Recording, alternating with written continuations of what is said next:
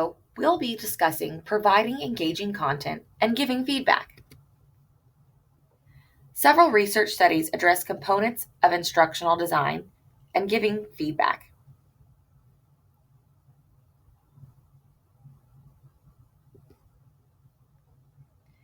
As we examine how we can provide engaging content and give feedback, we'll address these 5 standards.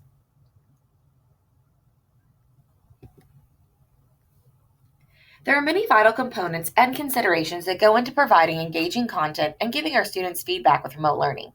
Let's break each of these down. Some of them we're going to briefly just talk about right now, and others I'm going to go into a little bit more deeply right now in this video.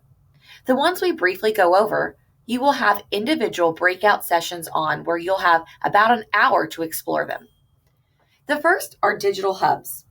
Digital hubs help us to streamline communication, assignments, collaboration among students, give students feedback, and at times let us post assignments and grades for students.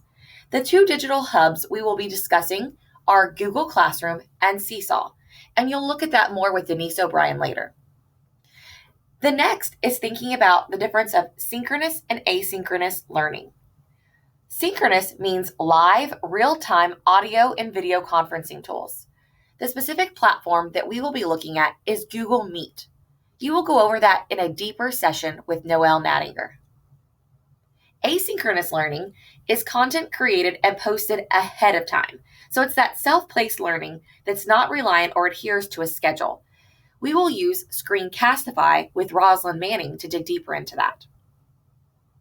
Instructional design is also important when we create that engaging content. With me, Lauren Rata, you will dig into 3 strategies. The 3 you will dig into in your 1-hour workshop are learning menus, Bitmoji virtual classrooms, and HyperDocs. Right now, I'd like to dig into digital feedback. We will be using 3 tools here in just a second to look at possibilities for giving your students digital feedback during these remote learning environments.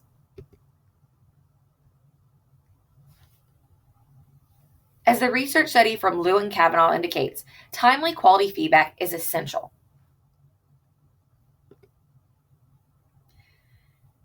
As many of you know, John Hattie is a well-known researcher who has also done many studies in the area of education. Some of John Hattie's research showed that feedback is one of the top 10 influences on student achievement.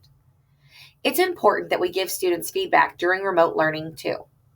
There are many options when giving students feedback in a virtual learning environment, but we would like to showcase 3 here today.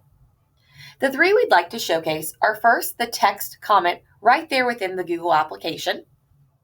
The next is the voice comment extension that allows you to give audio feedback to your students. And the third is a video called Screencastify extension that allows you to both show your screen and the student work and record audio on top of it. In just a moment, I'm going to have you go and explore each one of these. You will find the links to each of these videos to watch how they're modeled and used within remote learning.